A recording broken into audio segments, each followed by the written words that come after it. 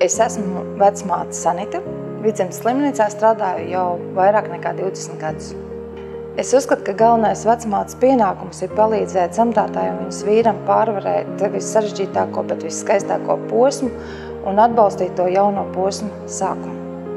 Visvairāk savā darbā es novērtēju to, ka man ir iespēja piedalīties šajā dzīves brīnumā, kas notiek ģimenei, kas veltīts tieši viņiem, jo katrai ģimenei tas ir kāds svētīts brīdis, grūts, bet ļoti atbildīgs. Un tamdēļ ir tas svētīgais, tas mirklis, ko es vienmēr uzskatu, ka tas ir tas enerģijas apmaiņas starp māti un tēvu un bērnu un māti.